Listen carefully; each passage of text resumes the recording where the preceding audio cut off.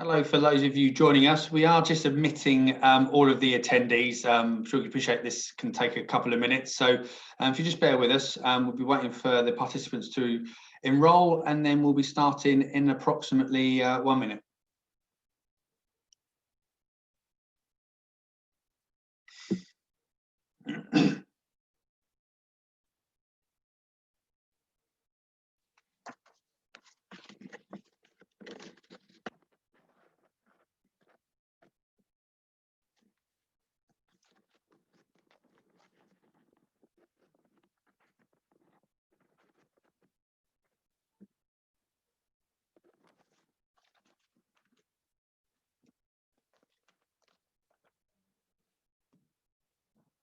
For those who've just joined us in the last few seconds, thank you for attending. We are just pausing for a moment to allow arrivals to enter the Ambassadors launch. So we'll be starting in a few moments.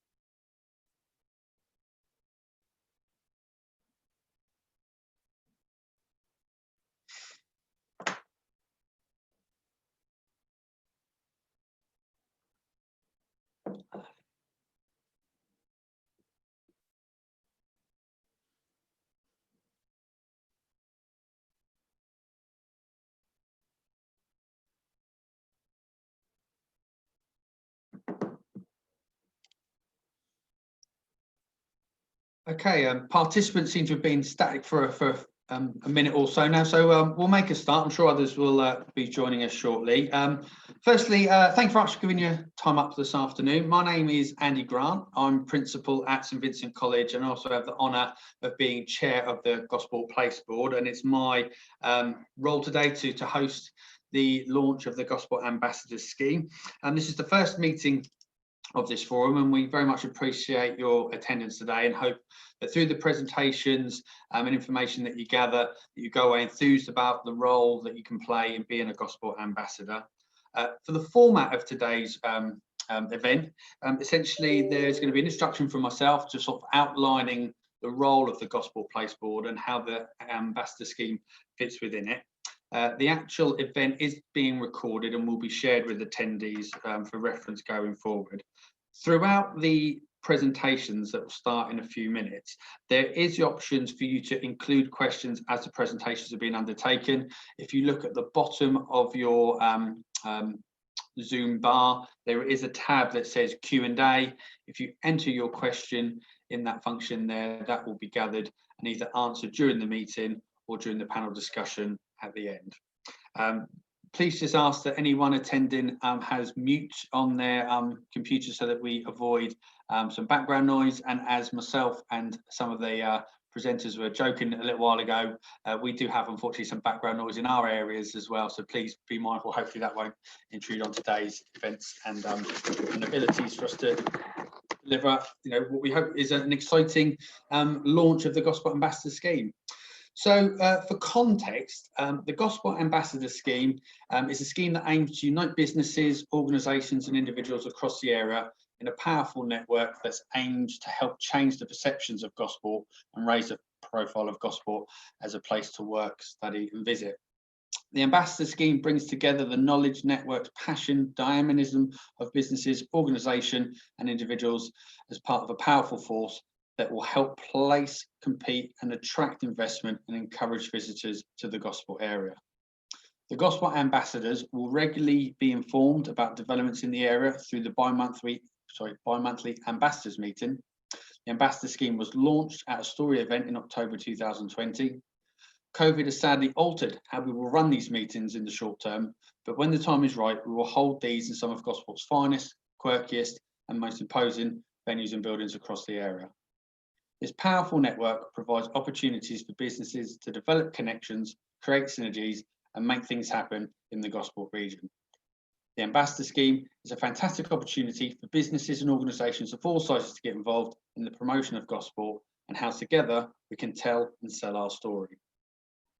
In order to recap on the Gosport Place, for those of you who weren't able to attend the place launch, I feel it's important just to share with you sort of the key themes that the Gosport Place Board are exploring in terms of the role and work that we're undertaking with Thinking Place to raise the profile of Gosport so that we can seek investment and celebrate the wonderful resources and facilities we have in this great area. The first of our themes is called our Deep Blue Celebration, and this intrinsically links to Gosport's heritage and association with the sea. Gosport's sense of place is strongly linked to the sea, and that's very much linked through our wonderful naval history and also beautiful waterfront. Our island-like environment has created a special waterfront experience and opportunity as we look to repurpose ex-military sites for inspiring living and workspaces, whilst our water is home to everything from messing about on boats to elite water sports. It is accompanied by an attractive and developing leisure offer that we seek to develop. The second theme is about reimagining and animating our history. Gosport is steeped in history and stories relating to our past. And outside of London, we have the most listed buildings of any area in the country. We will continue bringing this to life through festivals, events, public realm activities, ensuring that we celebrate the personality of Gosport by celebrating life, death, endeavour and tragedy. This brings me to the third theme, which is the environment of fresh thinking. As a place, Gosport has always embraced innovation and creativity, and we are looking to do so again by encouraging entrepreneurs to base themselves in our colourful workspaces. We have an opportunity of independent spirit and are building on that as we reinvent our high street for the purposes of working, leisure and living. And then the final theme is Gosport. Our growth is natural and new. Gosport has its sights firmly set on being a distinct and special destination for culture, leisure, working and living by the sea. Our legacy of unique historic buildings and fantastic climate gives us the chance to attract new businesses and talent, forging a spirit of enterprise in a location that oozes opportunity and stirs the soul. As you can hear, we have a great story to tell, and the ambassador meetings will provide a focus to bring this to life from the different parties that attend and share our story. As I've mentioned, today is going to be an event that encompasses presentations from three key members of the Gosport Place Board. Today's event is focusing on the use of arts and culture in reinventing the Gosport High Street Action Zone area. We have three great speakers to give you an update on what's happening in the Gosport and surrounding area. First, I would like to introduce Andrew Sugden, who's going to talk about the High Street Heritage Action Zone as a catalyst for renewal. Andrew is Economic Development Manager at Gosport Borough Council and Project Director for the Gosport High Street Heritage Action Zone. And he'll provide an introduction to the programme and outline on how local residents, businesses and groups can engage with the various projects and share their views on the High Street renewal. Please remember that throughout the presentations, you are able to include questions in the Q&A function at the bottom. At that point, I'll then hand over to Andrew. Many thanks, Andy. Thanks for the introduction. And again, many thanks for everybody who are attending today and participating in this presentation. Thank you for allowing me the opportunity to introduce the Gosport High Street HAZ. Before I go into detail about the programme itself, I'd like to provide a short background to the emergence of the programme and the overall concept of the High Street HAZ nationally. In terms of bidding to host the High Street HAZ, I wanted to set the scene and the rationale for doing so. Next slide, please.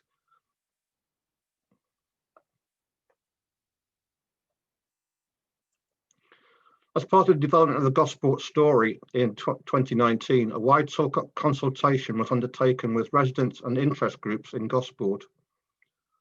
Over 270 responses were received, with over 96% of these coming from PO12 and PO13 postcode areas, i.e. Gosport. One of the key questions for me was the one shown here, which resonated widely with the respondents. Next slide, please.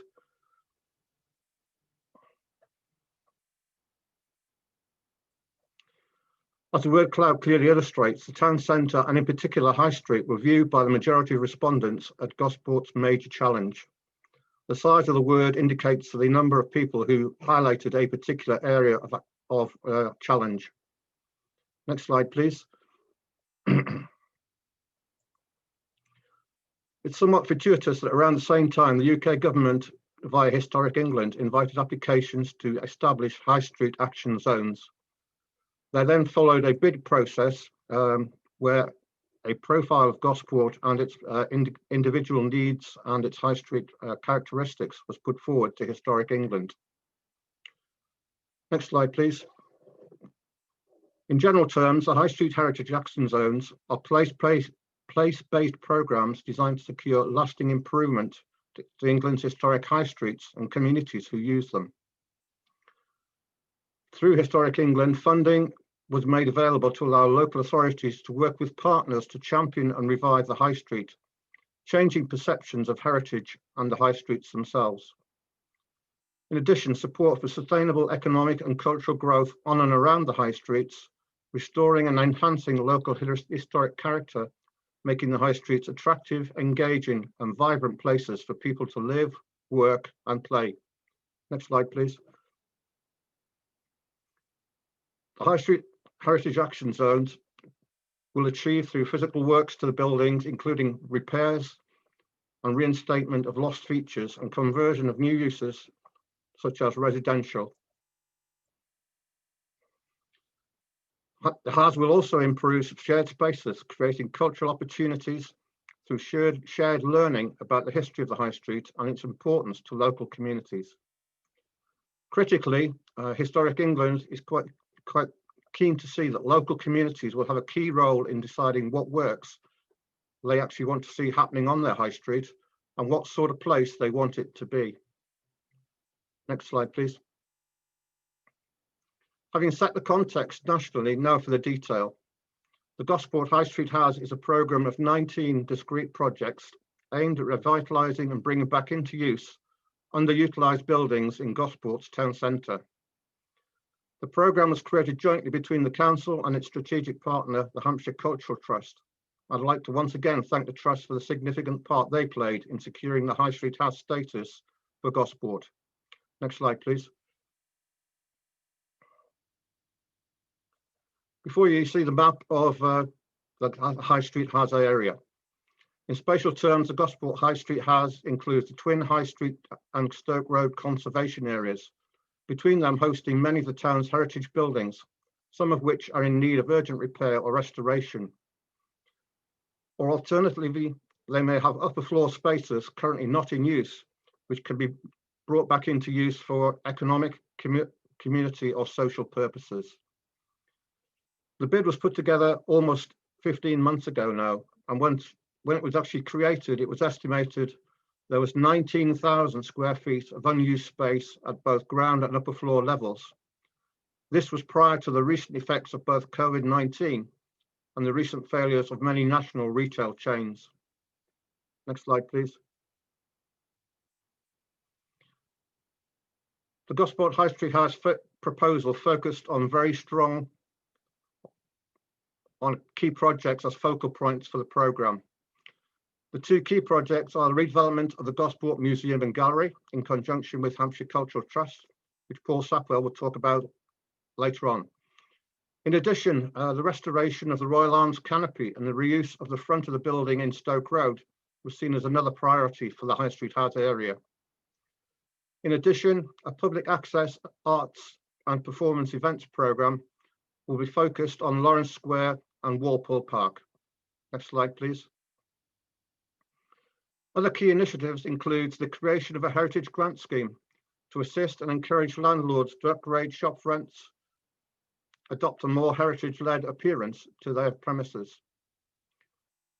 Another key project will be to reinvigorate the High Street market and explore the potential for a permanent indoor market using one of the vacant units in the High Street. Another component of the work will seek to develop a nighttime economy, encouraging out-of-hours leisure use and opportunities. Next slide, please.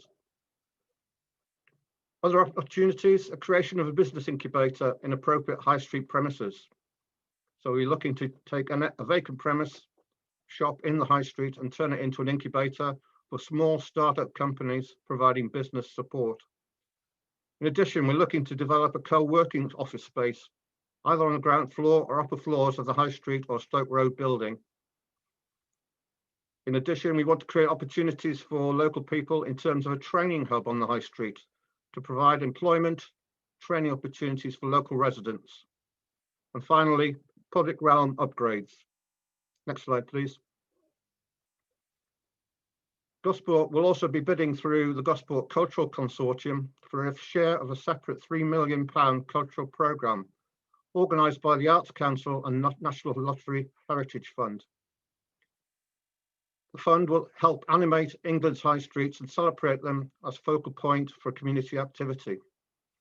In addition to locally produced and commissioned work, Gosport will have access to national commissions, which will be touring the UK over the next 3 years. And also, as I mentioned at the outset, it's intended to pursue community engagement from residents, businesses and local organisations. And in this respect, a comprehensive community engagement programme is under development to allow people to input their ideas and comments on the programme. Next slide, please.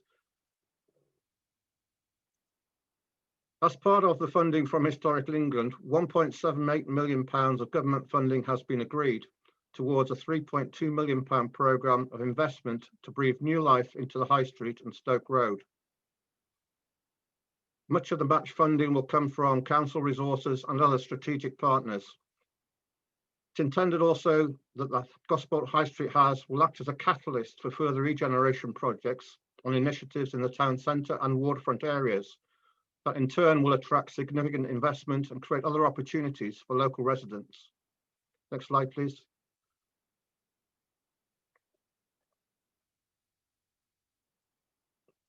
I think it's true to say there are a number of sceptics in the borough who doubt the aspirations of the HAZ and the ability of the council and partners to deliver such a programme. In terms of tackling such scepticism, 3 of the 19 projects are already being completed.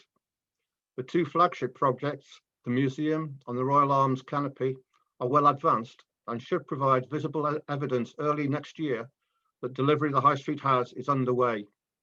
In addition, a community engagement and communication effort will ratchet up significantly in the first quarter of 2021 in an attempt to secure public support and invite input and further ideas from local residents. As ambassadors, I strongly encourage you to embrace the High Street HAZ programme and engage with the process in whatever way you feel appropriate, in order that by March 2024, we can make a significant impact on revitalising Gosport Town Centre. Many thanks for listening today, and I'd like to hand you back to Andy Grant.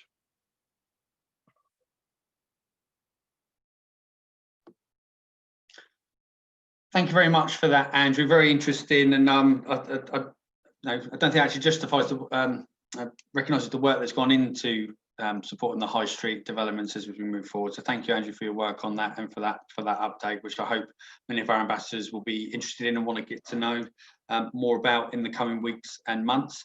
Please remember, if you've got any questions in relation to Andrew's presentation, please add those to the Q&A function and we will pick those up in the panel discussion at the end of the presentations. It's now time to move on to our second speaker, linked to our theme of reimagining and animating our history. Paul Sapwell, Chief Executive of Hampshire Cultural Trust, is joining us to discuss the redevelopment of Gosport Museum and Art Gallery. He will outline proposals for one of the Gosport High Street Action Zone flagship projects, which is the transformation of the old grammar school into a contemporary museum and art gallery, providing greater opportunities to access and participate in arts and culture. Paul will also unveil drawings of the proposed new internal plans and layouts of the new gallery itself. Please remember as well, any questions in relation to Paul's presentation, please include them in the Q&A function. So at this point, I'll hand over to Paul. Thank you for attending, Paul. Thank you very much, Andy, and thank you, Andrew. Hi, yes, as introduced, I'm Paul Sapwell. I'm the Chief Executive of Hampshire Cultural Trust. We're the largest county-wide cultural charity in Hampshire, and since 2014, we've been operating 23 venues, including museums, art galleries, and art centres across Hampshire. And as well as this, we look after the 2.5 million objects that constitute the county museum collections, and those looked after by Winchester City Council. So we're a charity with social impact at our heart, and we exist to change lives for the better through culture and ensure that everyone has access to Hampshire's rich and internationally important cultural heritage, and also to ensure that everyone can get involved and enjoy the creative talent and diversity that the county has to offer through its thriving arts and cultural scene. So I'm going to share my screen now, which I'm hoping will bring up the presentation. Can you see that, Andy? Perhaps give me a nod. Okay, so one of our key venues at Hampshire Cultural Trust is Gosport Gallery and Search, our hands-on learning venue for schools and groups, both located in the old grammar school building on Gosport's High Street. And here we have a team of 4 talented staff working on site, led by our venue manager and learning lead, Wendy Redman. And they're also supported by a large group of passionate and equally talented volunteers, many of whom are joining us here today. So welcome. So there we go. I'm here to talk to you today about our ambition for our fantastic Gosport venue and why our development in the town is one of Hampshire Cultural Trust's core strategic projects over the next few years. We passionately believe in Gosport as a dynamic, vibrant and future-focused place to live, study, work and visit. And we also believe that more people should be aware of and be able to enjoy Gosport's extensive cultural heritage and associated attractions.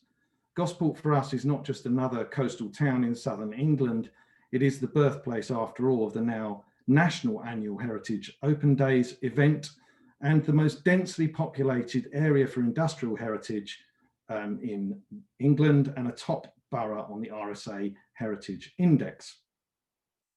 So a contemporary arts and heritage venue, therefore, in Gosport, bringing the town's story to life and bringing great art to the town while celebrating the creativity of its own people and communities, well, that's the very least that a town like Gosport deserves. And we're delighted that an array of different supporters and funding bodies agree, and through their support and funding, we're enabling us to develop our exciting project in the heart of Gosport. So our High Street venue is a Grade 2 heritage listed building that's been continuously used as a site for education and learning for over 100 years. From its history as a school to a branch of the library service, we now welcome over 28,000 visitors a year to the venue, in more normal times, that I should say. And in an ordinary year, we would welcome over 5,000 school students through a range of hands-on education programs that use our fantastic natural history, archaeology, geology, and social history handling collections. We also run a government indemnified gallery at the site, which presents free exhibitions year-round exploring visual arts, pop culture, creativity, and of course, our local area. We also offer a play gallery for under 5s and their families, providing a space for learning about the world through play. And we run a year-round programme of talks, workshops, and events, which has included everything from our annual Christmas craft fair and museum by torchlight events through to floristry, workshops, and local history talks. For us, a cultural venue should represent the heart and soul of a place and its community. And it should be a place that inspires local pride, celebrates local history, and provides an opportunity to showcase local talent and creativity. And the potential of the old grammar school for this is enormous. Its position on Gosport High Street is ideal for convenience of access, and its size means we have the ability to accommodate a large-scale cultural programme. And this potential, along with the huge interest from the local community in growing the cultural offer, has driven us to seek the investment to redevelop the site into Gosport Museum and Art Gallery. The redevelopment is a key project in the High Street Heritage Action Zone that Andrew's already talked through, and it's envisaged that the building will be an anchor on the High Street, helping to provide a cultural hub for locals, a draw for tourists, and an outlet and resource for local creatives and makers.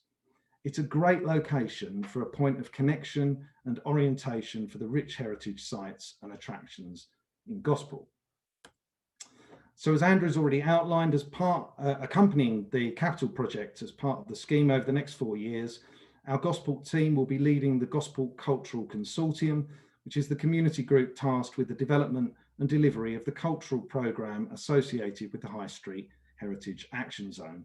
And we're currently in the final stages of delivering a pilot programme, which has included a virtual Christmas fair and training for artists and makers.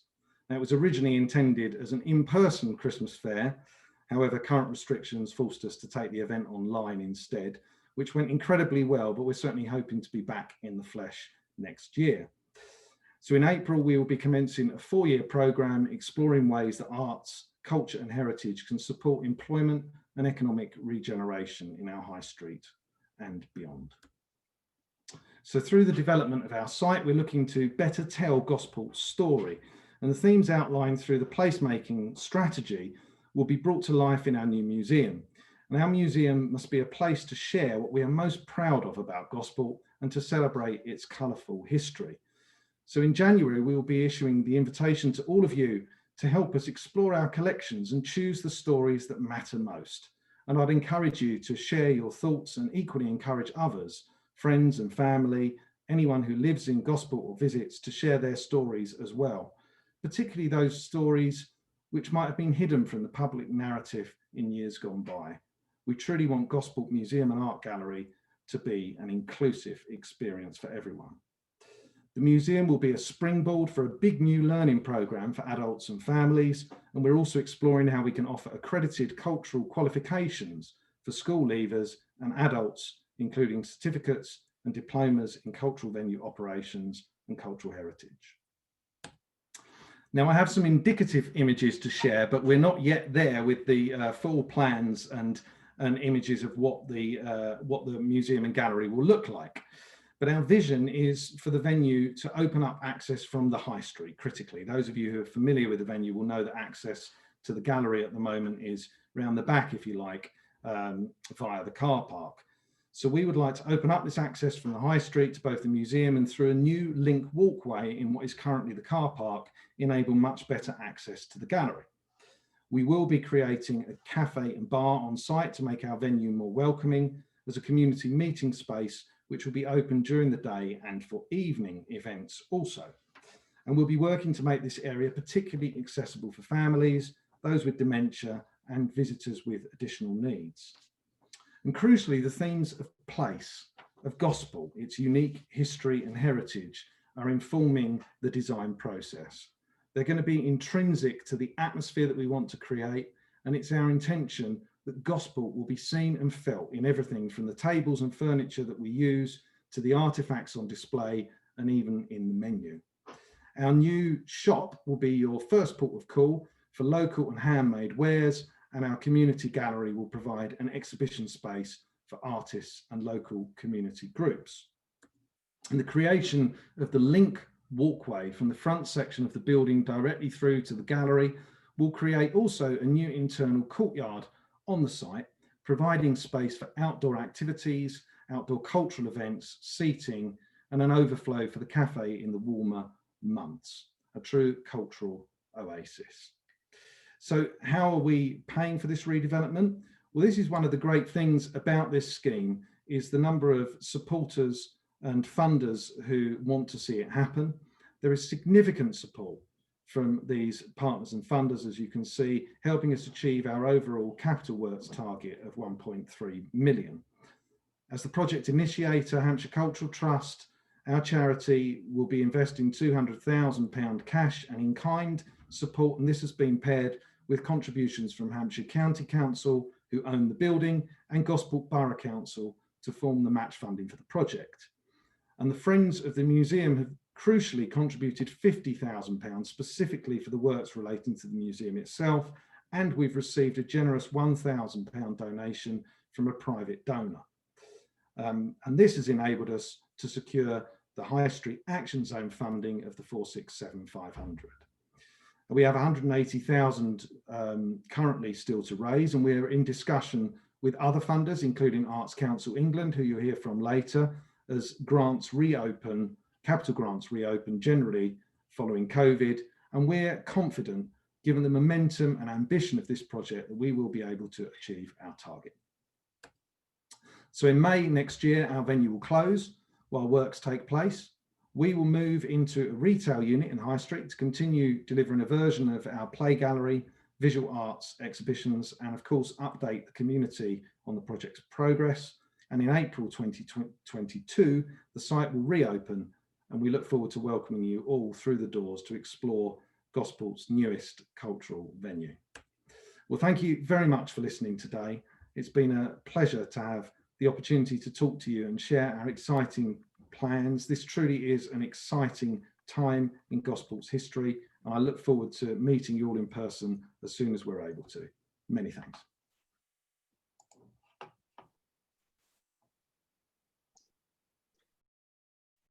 Thank you for that, Paul. I mean, that's incredibly interesting. I think the plans are wonderful, and I've no doubt everyone attending here will agree. Should just note for attendees that these slides that are being presented today will also be available and sent out to you in due course, along with access to the recording of this meeting, so you can share them more broadly with your colleagues, partners, and other stakeholders in the Gosport area.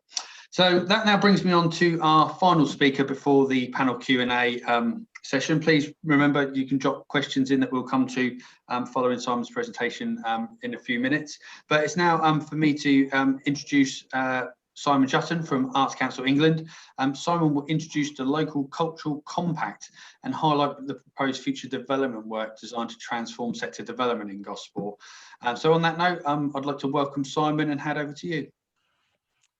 Thank you very much. I'm now going to share my screen.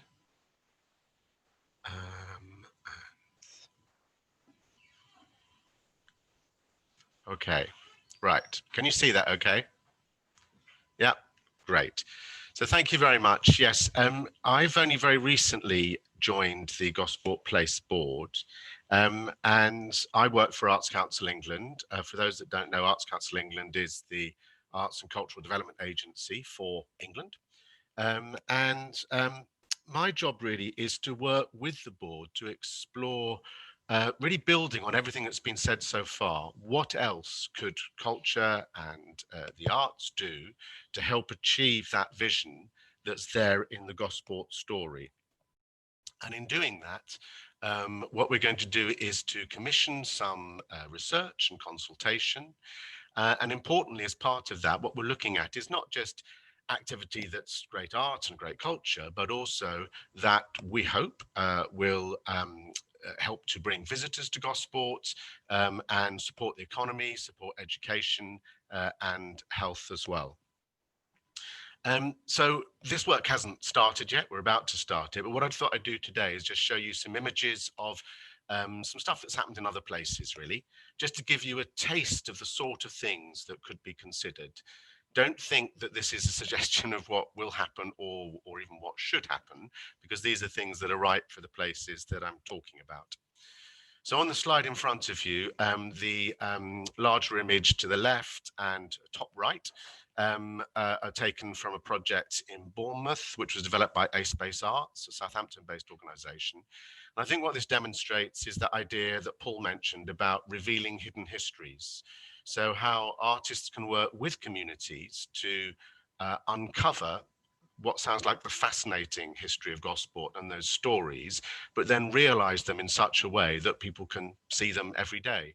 And I think this has the benefit of engaging the community, allowing people to find out more about their history, hopefully develop even more pride of place, but also provides an attraction. Quite often, this sort of approach is put in some sort of trail, so you can encourage people to come and have a look at this and find out more about the history and come and look at the artworks. The piece at the bottom, No New Worlds, is from Plymouth. So in Plymouth at the moment, they are commemorating 400 years since the Mayflower set sail. And they're having a big festival around that. This is a temporary piece of work, and this was put on the breakwater in Plymouth, if anybody knows the breakwater there. So it's something which is actually viewable from the whole city. It's quite a bold statement, and it's something which again has really helped to create more of a sense of occasion, really. So I'll move on to the next slide, hopefully. Right. So I'm just going to, there we are, that's it. What I wanted to talk about here was really picking up on the idea of your fantastic stock of heritage buildings and the work that Paul's talked about. So how can arts and culture help to cultural heritage buildings to find a new purpose a new life, but without losing what makes them special. So there's 3 examples here. The top one, staying in Plymouth, sorry, the top right-hand corner is Ocean Studios. This is in the Royal William Yard in Plymouth, which is the old naval victualling yard. And this is a space which is an art gallery, and it has artist studio spaces and spaces for small creative industries. Example at the bottom, similar in use, some of you might recognize, is a God's House Tower in Southampton. The example on the left I thought was particularly pertinent for you. So this is Noath Fort in Weymouth, which is a Victorian naval fort, and has been used for, as you can see here, performance spaces. And you also get a sense there of the number of people that like to come to this sort of space. It makes a natural performance space. And in fact, on the next slide, if you look at the 2 images on the right, so these are 2 things that actually happened at Noath Fort. The top image with the moon in it is Luke Jerram's Museum of the Moon, so a visual arts presentation. And then the image in the bottom right-hand corner is a production actually that I went to with these amazing performers on these giant stilts. And that was part of the Inside Out Festival. This is something that's run in Dorset, and is specifically run during September, sometimes into early October, to attract visitors and tourists at a time of year which aren't always the most popular, and has been very successful in doing that. Their strapline is extraordinary art in extraordinary places. I think that's a good example. The image on the left is, pardon me, is taken from the Royal William Yard. And this was part of a larger project called Illuminate. So every year, the Royal William Yard, which is filled with these amazing buildings, is used as a gallery, if you like, for digital artists to create projections. So the image you see there is obviously static there, but it actually changed over the course of about a 5-minute show, and it grew and moved. And again, it drew in a lot of evening visitors, a lot of people that came to stay the night, people that hopefully are eating and drinking when we can do all those things again, but also is a really strong statement about how the Royal William Yard has been reimagined to a certain extent as a centre in part for new creative industries, so small digital startups, creative artists sort of working alongside each other. So a very bold statement. And there's also interventions that can happen really relatively easily, but that aren't about sort of a permanent approach. So the image on the left is taken from Southampton, and is clearly the use of a shop that was disused is now being used as a gallery space. Pardon me. The image on the right is taken from Watch It in West Somerset, and this is where, as I'm sure you can see, old shipping containers have been used to create, again, artist studio spaces, workshop spaces, community spaces. And one of the interesting things about this is that as a result of that, that snowballed into a proposal for a more permanent version of this, a permanent building being built on the quay there, which received considerable funding from Coastal Communities Fund. Performance, as has been mentioned as well, can be used, I think, effectively to help animate streets, to attract people in. So the example on the left is taken from the Hat Fair in Winchester. But it doesn't always have to be something as large as that. That attracts about 100,000 visitors a year. But actually, even regular use of buskers, street theatre, etc., just to provide that extra attraction to bring people back in to the centre of towns. The image on the right is a company called Cirque Bijou, and this is quite an amazing, it's not the best photo of it actually, but amazing high wire act that happened way above the docks in Sunderland. And this was part of the tall ships race in Sunderland. And again, what they wanted to do was to create events, happenings, stuff that could happen in the evening, so to encourage people to stay, to eat and drink, and generally to contribute more to the economy. And then this last visual slide is really just some examples of learning and participation. The image in the circle, the young woman, is an artist working in the studios you saw just now in those shipping containers. West Somerset is an area with very low levels of educational aspiration and attainment, and they're really working hard to try and get young people to develop skills and think about jobs in the creative industries, or careers in the creative industries. The image on the left is from Aspects Gallery in nearby Portsmouth, and this is a session for older people, and is very much aimed at providing opportunities for older people to come in, learn a new skill, and has had really good results in terms of reducing isolation and loneliness, and has health benefits.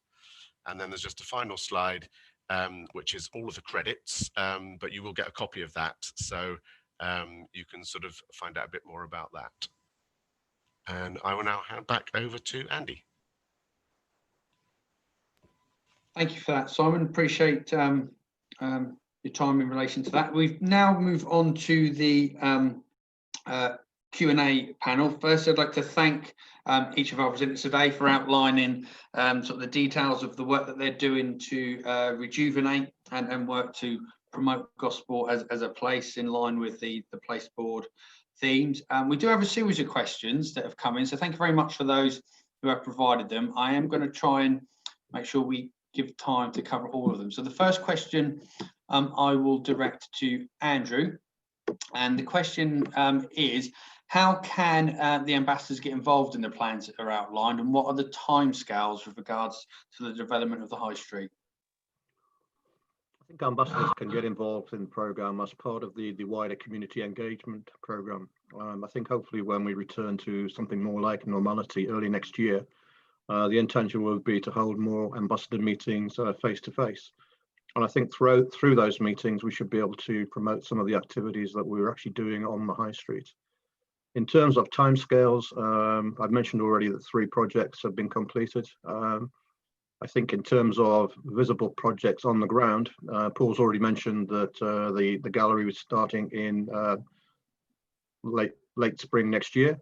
I think other activity you may see very shortly will be around the Royal Arms Hotel. The glass canopy there is a particularly noted feature in Stoke Road. It's important that the work is undertaken relatively quickly to stabilise and repair it. Thank you, Andrew. Moving on then to a question that's coming through the Q&A function. Again, linked for you, Andrew. Will the council be buying any of the Hello? Sorry. Hello. So next question is, will the council be buying any of the properties to make these things happen, or relying on other landlords to do it on their own? I think in general terms at the outset that there is no intention for the council to actually acquire any properties. I think the intention is to work with landlords to use properties that are already available, adapt them for purposes for different projects in the programme. As we've mentioned already, the total budget for the programme is about just over 3 million, of which only 1.78 million is available from Historic England. In terms of property, that wouldn't buy you a great deal in the High Street. But I think it's intention to work with owners and landlords to use properties more effectively and encourage them to invest in the properties and bring them back into full-time use. Just while we've then got you at the forefront, Andrew, there's a couple of questions in relation to accounting and budgets. Will these be made publicly available, and what are the outcomes and how will these be measured? I think in terms of budgets, obviously I've already mentioned that match funding will be partly derived from the general economic development budgets as part of the council. As the lead partner and the partner with financial responsibility, I think that the figures in terms of the High Street has should be published as part of the council's accounts. In terms of outcomes and outputs, one of the projects within the programme is actually looking at monitoring and evaluation. And at the moment, we'll be just starting that piece of work, looking at how we're actually going to measure the outputs and then hopefully eventually publish them as we go along in the programme. Thank you for that. Next question's for Paul. It's how will you market and communicate the offer to attract visitors across Hampshire and the rest of the UK to Gosport?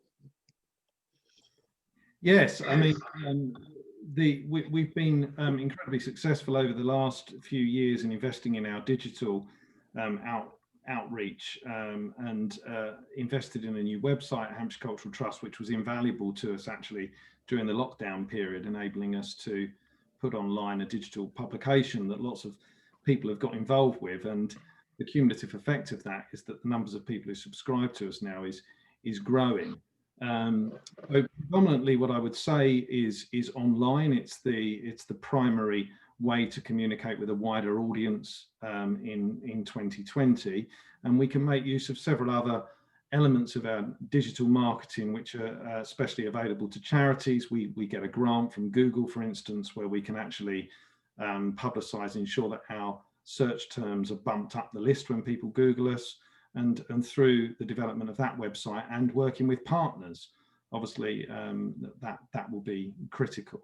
As a county-wide organisation, what's great is that we've got this county-wide audience that we can kind of spotlight the different places in the county that we're working in, and Gosport, as you've heard, is a key strategic destination for us and will be a primary part of that marketing going forward. But of course, the other funders who are involved in our project will also be involved in that marketing push. But we're really confident that we can increase visitors to the museum and gallery, and also to Gosport more generally. I mean, in terms of outcomes, as you just referred to there with Andrew, for us, we're intending on, we believe that we will get about a 50% increase in visitors to the venue. So we're looking at over 40,000 visitors once, and probably more than that actually, once we have the venue fully embedded, and we're confident in that. And we measure ourselves very closely on outcomes in terms of the number of people we reach, and our impact, which is available annually in our annual review. So all of those outcomes will be there for people to look at. Thank you. Another question for yourself then, Paul. Which retail outlet will the museum be moving into when it closes for refurbishment? Yeah, I saw that. We haven't got the definitive outlet yet. We're talking to a number of agents about a number of outlets at the moment, and working with Andrew on this. Absolutely confident that we'll be going into one of them, but I can't give you the specific one at this point, Andy. Okay, thank you. I think this one's probably for yourself and possibly for Andrew as well. State really, when people expressed their concerns about Gosport and cited the High Street, do you think they were really expecting a new museum and art gallery? Not necessarily everyone. I think some people would have been expecting an enhanced cultural provision, and I think there's very strong evidence that from across the country that where people invest in culture at the heart of redevelopment, the associated development, both socially and economically, that goes with that is well proven. Yes, of course, it's not the only solution to some of the things on Andrew's word chart, you know, in terms of anti-social behaviour, etc. But it's a crucial ingredient for me. You know, culture is at the heart, as I said in my presentation, at the heart and soul of a place, and somewhere that inspires local pride. It's a key recommendation actually from the local enterprise partnership as a means to improve economic sustainability, and actually research that was undertaken by Gosport Borough Council, polling over 900 people, also highlighted leisure and culture as the key opportunity to turn around the perceptions of the High Street. So do we solve everything through our museum and gallery? Certainly not. Are we a critical part of a regeneration process? Absolutely, and I believe that there is fantastic evidence that the other benefits follow this kind of development. So yes, otherwise I wouldn't be here, I guess. I think the High Street has, I would see as a catalyst, as a starting point in terms of securing more investment from the High Street. And I think as it rolls out and people see what's happening on the high street and buy into the process, we can hopefully secure other funding from funds like the Future High Street Fund or the Town Fund, which in terms of scale and in terms of a breadth of activity can actually have a much more effective impact on the high street and some of the other elements on the work chart, like antisocial behaviour, etc. Thank you, Andrew. We do have a lot of questions, so I will note that if we aren't able to answer them within the last 10 minutes, that we will ask the panel to provide a response that we can send out with the minutes going forward. But moving on to the next question, what and how are we drawing people into the Gosport experience? We need people to buy into Gosport. Are we engaging the use of social media? An example would be a coffee shop that is a hub rather than just providing a drink. Bournemouth and Boscombe Spa have a good version of this. I think if I'll take that one, Andy. I think as part of the activities around creating things like incubators and co-working spaces, a lot of the best incubators I've actually seen revolve around exactly that, a coffee shop, where people can exchange ideas, where they can chat, when they can work together and collaborate and go out and talk to bigger companies and bigger enterprises to actually secure work and orders. So I think the hub concept, I think, is a very strong one, and I think it's one that we should be looking at very carefully in the Gosport area. So if the person asking the question has some details on those particular venues, I'd be more than happy to talk to them and see whether we can actually use the concept and develop a Gosport version of it. Thank you, Andrew. Next question, which I think vitally important, relates to access and inclusion. So access and inclusion should be key in the planning of many aspects of these projects to help consider provision for people, including those with disabilities, to engage with the project outcomes. Are you consulting expert by experience, local people with disabilities to achieve this? And just following the person who posted that also said that Gosport Access Group and Disability Forum have now existed for 25 years plus in Gosport for this purpose. So are we involving these groups in the planning of this provision? I think, as I mentioned, as part of the presentation, we are working on a fairly comprehensive community engagement plan. And I think through that plan, the intention is to capture access groups of all kinds in the process. So we can consult with them, we can engage with them, and hopefully produce solutions that are of benefit to their individual audiences. We're engaging as well, just to follow up on that. Absolutely critical that that inclusivity, as I sort of alluded to in the presentation, is a lens through which we view all of our activity actually at Hampshire Cultural Trust. So yes, we have undertaken an initial access audit at Gosport Museum and Grammar School, and as with all the projects we do now, we will have an independent access assessment by an expert of what we're doing, and we look at everything from disability access to how we go about our interpretation, even in our museums, to ensure that it's right for people who are visually impaired or have dyslexia. So all of that's part of our plan. Of course, the local groups are a critical part of that as well, and this is why in the new year, when we start to engage more widely with what's going into the museum and what people want to see, we would certainly be delighted to engage with the Gosport Access Group and Disability Forum. That will be a critical stakeholder for us. So yes, if a development doesn't meet the needs of everybody in the community in the 21st century, then we really haven't done it well enough. So our intention is certainly to do that. I think linked to that, thank you, Paul. We've also had an offer from Sue Seymour, who's the Gosport Autism Ambassador, who's offering to support sort of these proposals as well to ensure that any developments are autism friendly. So we'll look obviously to involve yourself, Sue, and any other groups where possible. Carrying on through this, a short question from Maggie Cochran. Are there any plans to have artist studio spaces in any of the proposed facilities we've talked about today? So I'm not sure if going on that hand. I think it's sorry, Paul, I'll leave that one to you, I think. Yeah, I mean, in terms of our building, we've got two offices upstairs on the second floor that we're considering looking at potentially for this kind of space. It's not in the initial phase of this piece of the development, but certainly it could be coming quite soon after that. I mean, we're really keen on this. It's something that we've been exploring in some other locations as well. So yes, absolutely, that's something that's on the radar. And I think when you've got, not to sort of jump in on you here, Andrew, but when you've got all of these unused buildings throughout the borough, I mean, it's certainly the sort of thing I would imagine, I'm looking at Simon now as well, that we could be thinking about with the wider cultural compact initiative as well. And it's certainly something that's happened elsewhere that, again, you know, it's an incredible thing for both employment and the diversity of the borough, actually. So yeah, we've got a bit of space we could use, but there's more out there.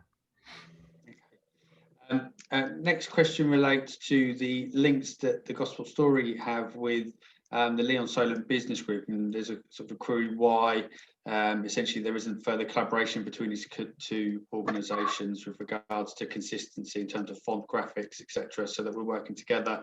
Is there anything you could update on that, Andrew, regarding any partnership we could do with the Leon Solent Business Group? Yeah, I think in fairness to the Leon Solent Business Group, I think they've been working for quite some time now on their own activities. Prior to the Gosport Story actually being published a couple of months ago, we are talking to the Lead Business Association at the moment regarding the reopening of the High Streets initiative, another project which is government funded, and we are hoping to work with them on some initiatives early in the new year. Very much. We are now down to the last couple of minutes, so just running through the questions. We will provide a response to all of them in the minutes. I think a common thread, a couple of the questions is how are we going to involve non-ambassadors in this? So other community residents, how are we going to market and promote this to local Gosport residents to get their buy-in? Again, going back to the community engagement plan, accompanying that is a communications plan, and I think, as I alluded to in the presentation, early next year, the communications efforts around the High Street House will be increased quite significantly. And I think that will then hopefully encourage people to get involved, to communicate, to make contact with the various people involved with the High Street House. So as many people as possible engage and put forward their own ideas of what they want in their High Street. Okay. Thank you, Andrew. Next question. And I think this is a really good point. There's also an opportunity to make sure that environmental sustainability is built in and enhances another unique selling point, greener tourism and a greener place to live and work. So that's a statement, but is there any proposals within what's sort of put forward at the moment regarding environmental sustainability and how we can be greener as a town and region? I think at the moment there's nothing specific in the programme, Andy. I think, again, we're open to ideas, we're open to suggestions. Certainly if you wander down the High Street, there's no shortage of green trees in Gosport High Street. And I think, you know, we are some of the way there. But we do need to, I think, look at other ways of securing sustainability, environmental sustainability and diversity in both the High Street and Stoke Road, particularly in Stoke Road where we have buses charging up and down the road on a regular basis. So how can we address some of the negative effects in Stoke Road of that by doing more, putting in place more activity? It's really important for us as well. I should say that at Hampshire Cultural Trust, we've agreed that diversity and being inclusive and the green agenda are two lenses through which we need to view all of our future projects and to find ways in not just in reducing our carbon footprint in how we develop the building. And you'll appreciate it's a challenging large building and will need much work to do absolutely everything, but it's certainly something we're looking at in that development. But we also see ourselves as having a critical role in education, in terms of what we put on in the gallery, how we interpret the past in the museum. And I think that there's some brilliant stories in Gosport that really sort of link to this. I mean, when you look at its location, particularly, you know, it's got this famous link, which is by public transport across the sea in terms of the ferry, and that's quite unique to Gosport. You know, we're a peninsula town that isn't just accessed by one road coming in; it has this other public transport link. So there's ways in which I think through the cultural programme we can sort of link these themes and stories to the story of the sea more generally, to that wider piece of education. I know it's something that Simon and I have been talking about within the wider cultural programme, how we can celebrate that, and as cultural providers, you know, it's a big part of education, as much as reducing our own carbon footprint, which is of course critical as well. Thank you, Paul. Unfortunately, time has now run against us, so there are some questions that we've not been able to answer, so we'll liaise with the panel members to see if we can provide a response that will go out with the sort of recording of this event. May I thank our three speakers today for outlining the sort of the vision and projects that are currently in place with regards to Gosport. I'm really encouraged as the chair of the Gosport Place Group to see what's already in place and what is progressing. Now, I appreciate that because of COVID, we've not been able to get this out to you. I am very lucky. I'm one of the first recipients of the Gosport Story. So this is a wonderful publication that you may have seen online, but I've had a couple of copies that I've been able to give. I'm presenting one to Caroline Dinage on Friday when she's coming in to meet with me here at the college to find out more. So we will share the link for this document as well. We will get the hard copies out and available as soon as we can, because it really does showcase all the wonderful things that are available in Gosport as a baseline from which we're looking to progress. So really encouraged by all of the work that everyone's putting in so far. Thank you all for your time today. It is very appreciated. We appreciate how busy you are, and thank you for your support in being ambassadors for Gosport. This is the start of a journey, and there will be further meetings. The next we propose to hold in February in the new year, which will follow a different theme, and we'll be able to share with you more about the opportunities that you can be involved in. Thank you to those of you as well who, through the Q&A, have given your contact details for us to engage and involve as well. They will definitely be in touch to take advantage of the passion and enthusiasm you have for the area. It's now left for me to conclude and once again thank our panel members, and we'll end things there. So thank you very much for your time, and we look forward to working with you down the line, and may I wish you, your families and your colleagues and all your loved ones a wonderful Christmas and a festive break. So take care. Bye-bye.